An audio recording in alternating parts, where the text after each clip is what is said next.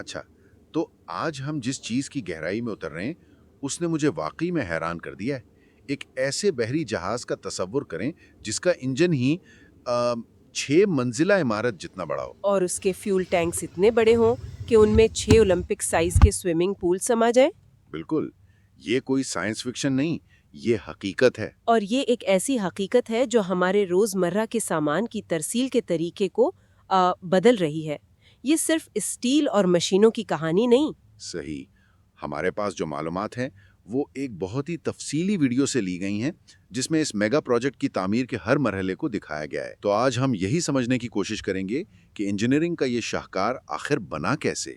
इसके पीछे क्या टेक्नोलॉजी थी? और जो बात मुझे सबसे ज्यादा परेशान कर रही है वो ये कि सिर्फ 2 साल में एक नहीं बल्कि ऐसे 9 जहाज कैसे तैयार कर लिए गए।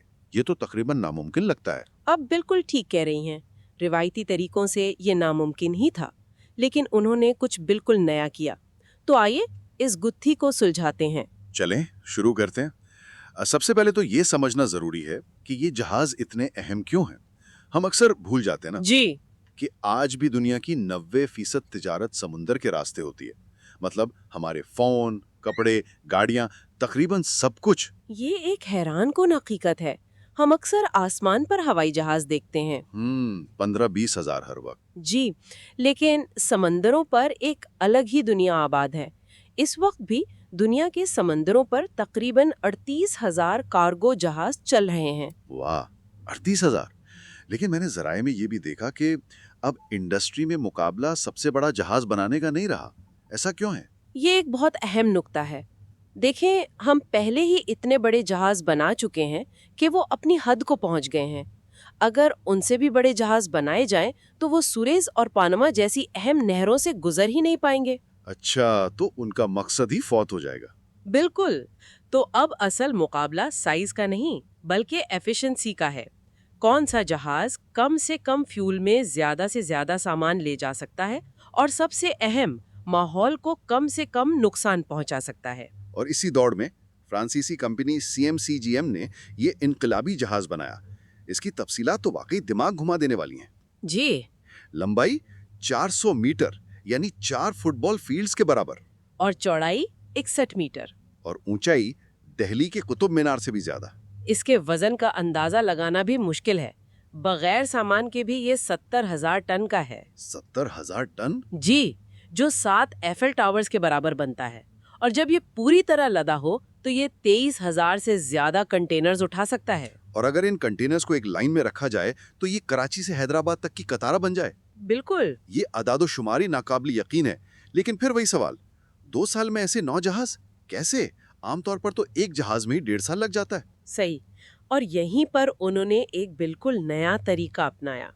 इसका जवाब हांगकांग के एक बहुत बड़े शिपयार्ड में है, जो खुद एक छोटे शहर जितना बड़ा है। अच्छा। वहाँ 6,000 वर्कर्स ने जहाज को रिवायती तरीके से नहीं बनाया। उन्होंने मॉड्यूलर कंस्ट्रक्शन का तरीका अपनाया। मॉड्यूलर कंस्ट्रक्शन, ये क्या चीज है? इसे यूं समझें जैसे आप लेगो सेट से कुछ बना रहे हो। ओके। आमतौर पर जहाज एक ही जगह पर कील बकील जोड़ा जाता है, जिसमें बहुत वक्त लगता है। लेकिन यहाँ उन्होंने जहाज को सैकड़ों छोटे बड़े टुकड़ों या ब्लॉक्स में तकसीम कर दिया। अच्छा, तो मुख्तलिफ जगहों पर एक साथ काम हो रहा था। जी बिल्कुल। मुख्तलिफ वर्कशॉप्स में बैक वक्त ये ब्लॉक्स तैयार किए जा रहे थे। किसी में इंजन फिट हो रहा था, किसी में पाइप लग रहे थे, किसी में वायरिंग हो रही थी। और आखिर में इन तमाम तैयार शुदा ब्लॉक्स को एक बहुत बड़ी ड्राई डॉक में लाकर एक साथ जोड़ दिया गया। यही वो जादू था जिसने इस नामुमकिन हदफ को मुमकिन बनाया। ये तो कमाल है। लेकिन उन ब्लॉक्स को बनाने का अमल भी कोई आसान नहीं होगा। ये स्टील के बने थे ना? जी हाँ, एक जहाज के लिए तकरीबन 12,500 स्टील की शीट्स। और इन शीट्स को काटने के लिए क्या टेक्नोलॉजी इस्तेमाल हुई? वो तो कुछ और ही लेवल की चीज थी। वो सीधी साइंस फिक्शन से निकली हुई लगती है। एक खास लेजर बीम जिसका दर्जाए हरारत 18,000 डिग्री सेल्सियस था। 18,000 यानी सूरज की सतह से 3 गुना ज्यादा गर्म। जी, वो उस मोटे स्टील को ऐसे काटती थी जैसे गरम छुरी मक्खन को काटती है। वाह, اور جب یہ بلاکس تیار ہو گئے تو انہیں جوڑنا بھی ایک بہت بڑا چیلنج ہوگا. میں نے پڑھا ہے کہ جہاز کا صرف پچھلا حصہ جو 5 بلاک سے بنا تھا اس کا وزن 790 ٹن تھا. 2 ٹرین انجنوں کے برابر. اسے کیسے اٹھایا گیا ہوگا؟ اسے 2 دیوے ہائیکل کرینوں نے مل کر اٹھایا اور یہ کام انتہائی نفاست کا متقاضی تھا. مطلب ہوا میں لٹکی ایک کئی منزلہ عمارت کو دوسری پر فٹ کرنا. اور غلطی کی گنجائش 1 ملی میٹر سے بھی کم. بالکل، کیونکہ ذرا سی غلطی اور مہینوں کی محنت ضائع. جب سارے بلاکس جڑ گئے تو پھر ویلڈنگ کا ایک ایسا سلسلہ شروع ہوا جو کبھی نہ ختم ہونے والا لگتا تھا. ویلڈنگ کا آنکڑا تو میں نے بھی دیکھا. ایک جہاز پر 1250 کلومیٹر لمبی ویلڈنگ. یہ کراچی سے لاہور تک کا فاصلہ ہے. یہ تو ناقابل یقین ہے. بالکل، اور یہ کوئی عام ویلڈنگ نہیں تھی. ہر ایک ٹانکے کو کئی بار چیک کیا گیا، ایکس رے کیا گیا، کیونکہ سمندر کی بے رحم لہریں ذرا سی بھی کمزوری معاف نہیں کرتی. تو ڈھانچہ کھڑا ہو گیا جو اپنے آپ میں کارنامہ ہے. لیکن اس جہاز کے اندر جو اصل انقلاب تھا وہ تو کہیں اور تھا. جی، وہ تھا اس کے انجن اور فیول سسٹم میں. صحیح. یہی وہ چیز ہے جو اس جہاز کو باقی سب سے الگ کرتی ہے. یہ جہاز روایتی آلودگی پھیلانے والے ڈیزل پر نہیں بلکہ لیکویفائڈ نیچرل گیس یعنی LNG پر چلتا ہے. اور اس کا ماحول پر کیا اثر پڑتا ہے؟ اثر بہت بڑا ہے. LNG کے استعمال سے روایتی فیول کے مقابلے میں 99% کم سلفر ڈائی آکسائڈ. 99%؟ جی، اور 91% کم فضائی آلودگی اور 20% کم کاربن ڈائی آکسائڈ کا اخراج ہوتا ہے. تو یہ ٹیکنالوجی اتنی اچھی ہے تو اسے اپنانے میں اتنا وقت کیوں لگا؟ یقیناً کوئی بہت بڑی تکنیکی رکاوٹ ہوگی. جی، اور وہ رکاوٹ بہت بڑی تھی. مسئلہ یہ تھا کہ نیچرل گیس کو مائع حالت میں رکھنے کے لیے اسے منفی 161 ڈگری سیلسیس پر ٹھنڈا رکھنا ضروری ہے. منفی 161؟ جی، اگر درجہ حرارت اس سے ذرا بھی اوپر جائے تو وہ فوراً واپس گیس بن کر پھیل جائے گی اور ایک بہت بڑا دھماکہ ہو سکتا ہے. یہ تو ایسا ہی ہوا جیسے جہاز کے اندر ایک دیو ہیکل تھرماس بنانا، اور وہ بھی 6 سوئمنگ پولز اتنا بڑا. بالکل یہی چیلنج تھا، اور اس سے نمٹنے کے لیے تاریخ کا سب سے بڑا LNG فیول ٹینک بنایا گیا جس میں 2 کروڑ لیٹر گیس سما سکتی ہے. اور اس ایک ٹینک کو بنانے میں 9 مہینے لگ گئے. جی، اس کی دیواروں پر انسولیشن کی کئی تہیں چڑھائی گئی تاکہ باہر کی گرمی اندر نہ آ سکے. لیکن اتنے بڑے ٹینک میں لیکس کا پتہ کیسے لگایا گیا ہوگا؟ ایک چھوٹی سی لیک بھی تباہی مچا سکتی ہے. اس کی یہ انجینئرز نے ایک بہت ہی سادہ مگر ذہانت بھرا طریقہ استعمال کیا. اچھا؟ انہوں نے ٹینک کے تمام جوڑوں پر صابن کا پانی لگایا اور پھر ایک ویکیوم پمپ سے اندر کی ہوا کھینچنا شروع کر دی. اگر جوڑ میں ذرا سی بھی لیک ہوتی تو باہر کی ہوا اندر جانے کی کوشش کرتی اور صابن کے پانی میں بلبلے بننے لگتے. واہ، کبھی کبھی سب سے بڑے مسائل کا حل سب سے آسان ہوتا ہے. بالکل. اور اس کے بعد انسولیشن کی آخری اور سب سے اہم تہ چڑھائی گئی. یہ 1.2 ملی میٹر پتلی لہراتی اسٹیل کی ایک خاص جھلی یعنی میمبرین تھی. اچھا، اس کا لہراتی ڈیزائن کیوں اہم تھا؟ کیونکہ جب کوئی چیز اتنی ٹھنڈی ہوتی ہے تو وہ سکڑتی ہے. یہ لہریں اس جھلی کو بغیر ٹوٹے سکڑنے اور پھیلنے کی صلاحیت دیتی ہیں. اور دلچسپ بات یہ ہے کہ یہی ٹیکنالوجی بین الاقوامی خلائی اسٹیشن میں بھی استعمال ہوتی ہے نا؟ جی بالکل. تو آپ کہہ رہی ہیں کہ اس جہاز کے فیول ٹینک میں اسپیس ایج ٹیکنالوجی استعمال ہوئی ہے. یہ تو کمال ہے. اچھا، تو اب ہمارے پاس یہ سپر کولڈ فیول بھی آ گیا، لیکن اسے استعمال کرنے کے لیے انجن بھی تو اتنا ہی خاص ہوگا. جی ہاں، یہ آج تک بنایا گیا دنیا کا سب سے بڑا نیچرل گیس سے چلنے والا انجن ہے. جیسا کہ میں نے شروع میں کہا، 20 میٹر اونچا، ایک 6 منزلہ عمارت جتنا. اور یہ اتنا بڑا ہے کہ دیکھ بھال کرنے والا عملہ باقاعدہ اس کے اندر گھوم پھر سکتا ہے. اس انجن کا دل اس کی کرینک شافٹ ہوتی ہے جو طاقت کو پروپیلر تک پہنچاتی ہے.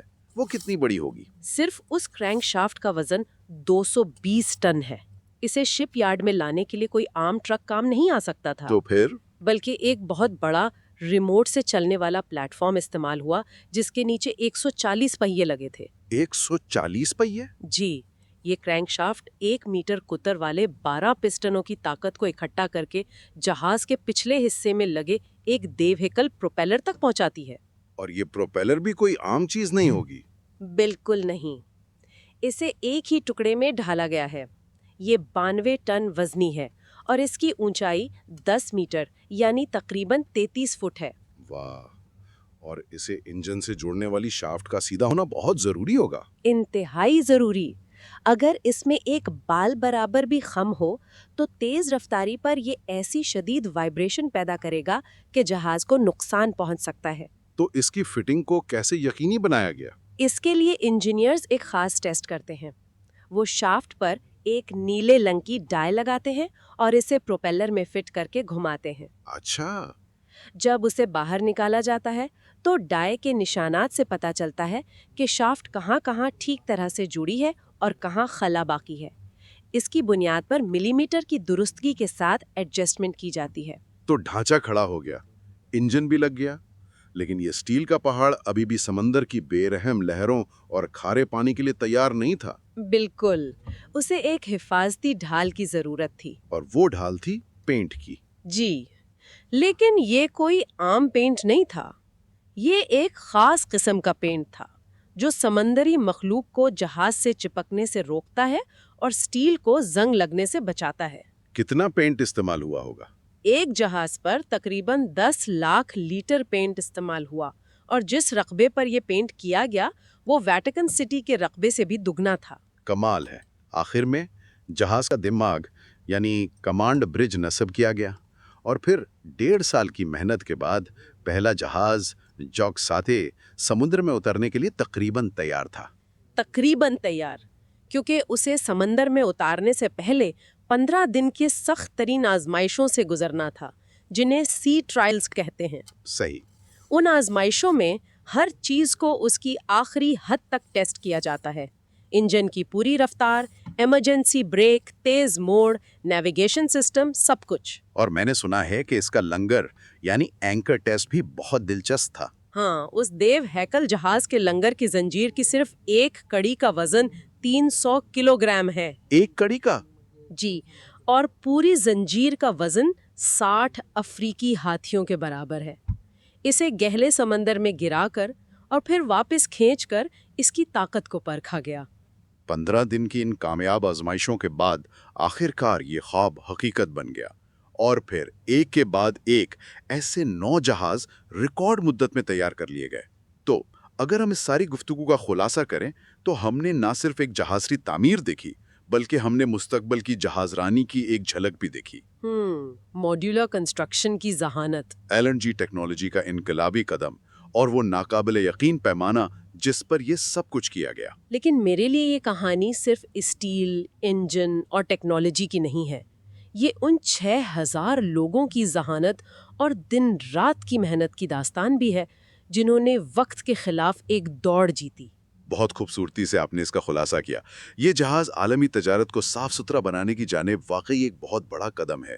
لیکن اس سب کے بعد ایک سوال میرے ذہن میں آ رہا ہے، جس سے میں اپنے سننے والوں کے لیے چھوڑ کر جا رہا ہوں۔ جی ضرور۔ یہ جہاز تو ماحول دوست بن گئے، لیکن فیکٹری سے ہمارے دروازے تک جو پوری سپلائی چین ہے، ٹرک، گودام، پیکیجنگ، اگلا بڑا انجینئرنگ چیلنج کیا ہوگا کہ وہ بھی اتنی ہی جدید اور پائیدار بن سکے جتنے سمندر کے یہ دیو ہیں؟